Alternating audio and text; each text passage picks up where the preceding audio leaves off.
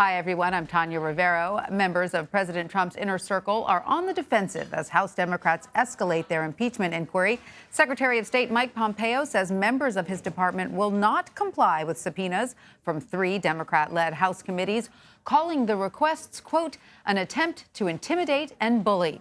He also argued the committee's requested dates for the depositions are not feasible.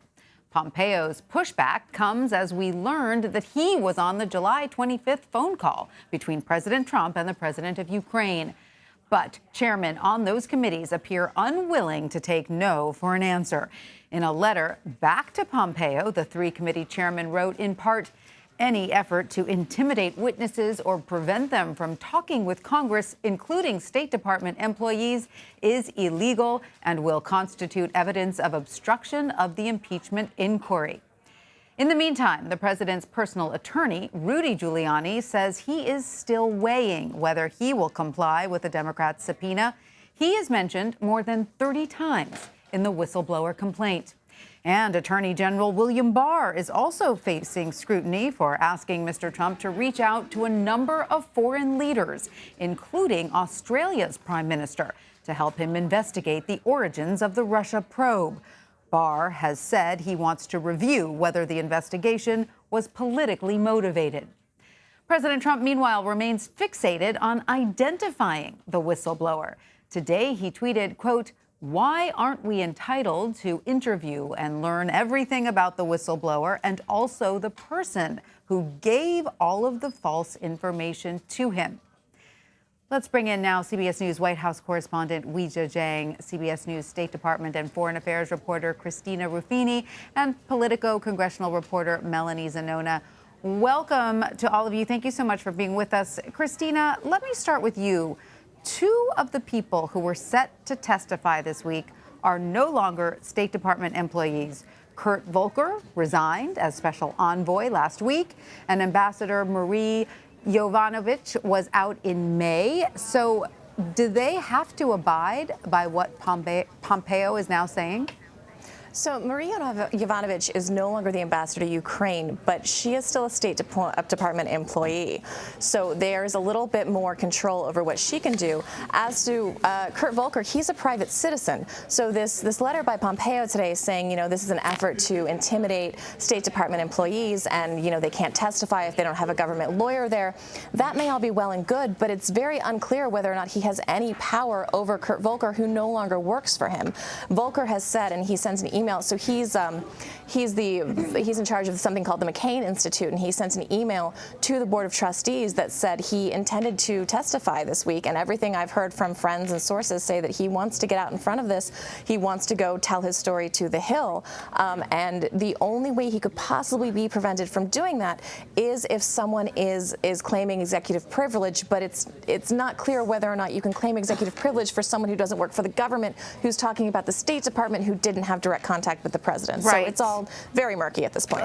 Lots of unanswered questions. Christina, in his letter today, Secretary of State Pompeo said he will, quote, use all means at his disposal to prevent and expose any attempts to intimidate those officials. So what could that look like? What do you think he's referring to? Well, if you're still a State Department employee, there's a lot of rules about what you have to do. And if your boss says you can't testify without a government lawyer and you want to keep your job, you might want to say to Congress, hey, guys, do you mind if we wait a little bit until I get a government lawyer? In Pompeo's defense, this was a very tight turnaround for these people. A lot of them didn't have private legal counsel. They need to obtain private legal counselor. And as Pompeo said in his letter, that private legal counsel also needs to talk to the government lawyers about the things they can talk about to make sure, according to Pompeo, they are not disclosing anything that would be the purview of the executive branch or would possibly involve classified information that would then be all kinds of jurisdictional issues if they're disclosing classified information they don't have permission to talk about. Right. So they're gonna try to use that as a reason to say these people can't testify because we haven't prepped them, and also these people can't testify unless they have a government lawyer because of all these things that could possibly happen. Right. So, Melanie, now that we know Secretary of State Pompeo was on that phone call, how much more pressure do Democrats plan to put on him in their push for him to cooperate? Yeah, they definitely want to hear from Pompeo. They want to hear from these State Department officials. But at the same time, this is shaping up to be a bruising fight, which isn't surprising given the Trump administration's repeated pattern of stonewalling. But I think Democrats are in a real bind here because, on the one hand, they don't want to have to wait for these protracted legal battles to pay out. They do not want to have to get involved in these process fights that really dogged the Mueller investigation on Capitol Hill. They want to wrap this up quickly. They want to move on, and they don't want to have to wait around for the courts to decide whether Pompeo has to comply with these requests for documents or whether these state officials can be compelled to come give these depositions. But on the other hand, they really want to hear from the State Department. We still don't know what role the State Department really played in this pressure campaign with Ukraine. We don't know what role the State Department played in setting up these meetings between Rudy Giuliani and aides to the Ukrainian president. And of course, Democrats want to hear from Pompeo now that we know he was on that infamous July phone call. So at some point, Democrats are going to have to sit down and look at the evidence that they do have and decide whether that is enough to build a case to the American people for impeachment proceedings. And Weijia, of course, another person of interest to Democrats right now is Attorney General William Barr. Have we heard from him? How is the DOJ explaining his role in all of this? How is the White House explaining his role? So there's two separate things here that we have to separate, because on the one hand, we're talking about that now infamous phone call with Ukraine's president, in which the president mentions Barr and says that, you know, he's going to put President Zelensky in touch with him and they should work together to get to the bottom of corruption. Barr himself says he has not actually talked to the president about Ukraine. Then there's this second call that is now in the news between President Trump and Australia's Prime Minister Scott Morrison, and we know that it was the Attorney General who asked the president to call Morrison up and ask for help as his Justice Department continues to investigate the origins of the Russia investigation, which is no secret. He has talked about this for quite some time now publicly. He even testified that he thought there may have been spying on the Trump campaign, and that was very much a part of where this all unfolded. And so, you know, now you have him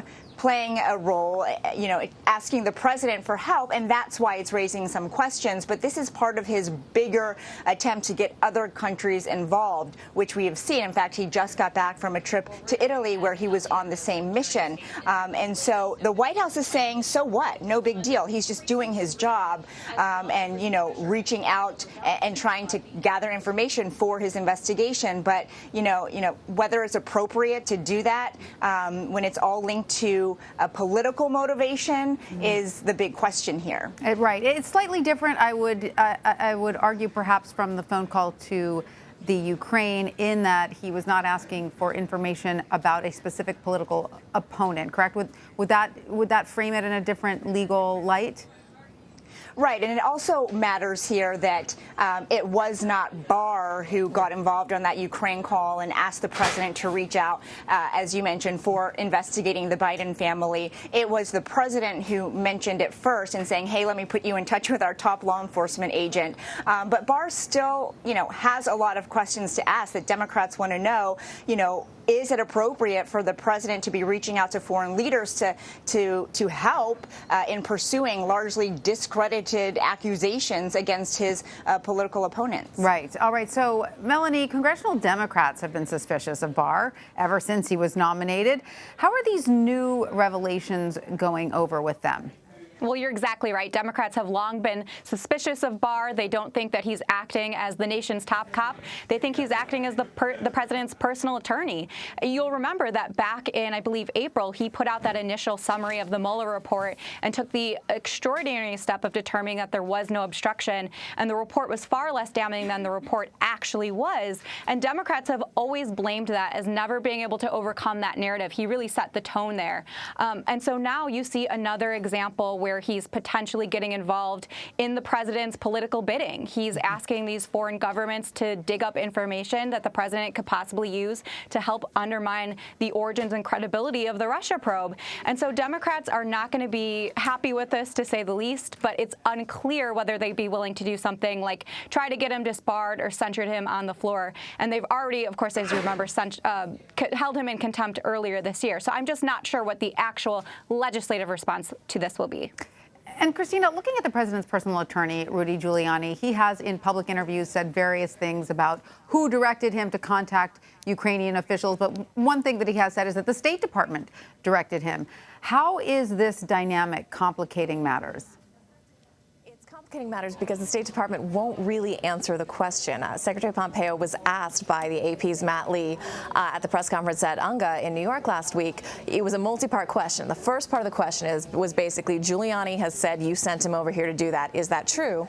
And the second part of the question is, you know, if you read the whistleblower's report, it doesn't really allege any wrongdoing by State Department officials. Pompeo chose to answer the second part of the question and largely ignore the first part, and we didn't get a chance to follow up. So we don't know. The Secretary himself has still not answered whether or not he sent Rudy Giuliani to Ukraine, whether or not the actions of Rudy Giuliani, who, again, a reminder, is the president's personal lawyer and not an employee of the U.S. government, if what he was doing over there had been blessed by the State Department, if he was any kind of a representative of the U.S. government, or if he's acting as some sort of shadow Secretary of State, you know, driving around Kiev trying to drum up some deals to make the president happy. That's not clear. And with the disclosure that Secretary Pompeo himself was on this call, it's going to get even more complicated for someone who has somehow throughout this managed to keep his nose fairly clean and away from most of the scandals of the Trump administration so far. It'll be very interesting to see both how he reacts and how it reacts to him. Yes, well, it sounds like he is certainly bristling at all of this, and I agree. It is sort of interesting to see that he's involved. And at some point, if the State Department is repeatedly asked the same question and they don't answer, you have to assume that no answer is an answer in and of itself. So, Weijia, at this point, the White House says it is yet to designate a war room. Do we know exactly what they're waiting for? We do. We've had many conversations about just that because there's no formal strategy. There is no war room. There's not even an assigned spokesperson or legal team to this. And really, sources here say they are calling Speaker Nancy Pelosi's bluff. They want a vote. They say if this is a true impeachment inquiry, then there would be a vote, and then the reaction would be very different. They'd be lawyering up. They would be having strategy sessions and really gaming out a defense plan here. But they believe that Pelosi just caved to political pressure because she wasn't calling for an impeachment inquiry throughout and after the Mueller investigation. And, you know, she just could not continue by, you know, not doing that again after this Ukraine call surfaced. So they're waiting for that vote. In the meantime, you know, they are responding to congressional oversight requests. That's nothing new. They've been doing that now for quite some time. And really, they're just doing the bare minimum in keeping up with this because they, again, are not only worried about Republicans breaking, but they keep pointing out that the Democrats themselves don't even have enough support to move forward with this in a real earnest way. And so they're sort of just, you know, brushing it off for now. All that said, of course, they are having high-level discussions about what if happens, because when it does come, if it does come, you know, they're not going to be starting from scratch. Right. And Melanie, we know Congress is in recess right now, but do House Republicans have any sort of plan to coordinate their message and support for the president? I actually just talked to some sources yesterday who said they were on a conference call with GOP leadership. They had this call with members of the committees who are leading some of these committees and members of the leadership team. And they're trying to get everyone on the same messaging page. But I will tell you that there's a lot of frustration privately on Capitol Hill among Republicans that there is no organized effort right now. They want more than just talking points.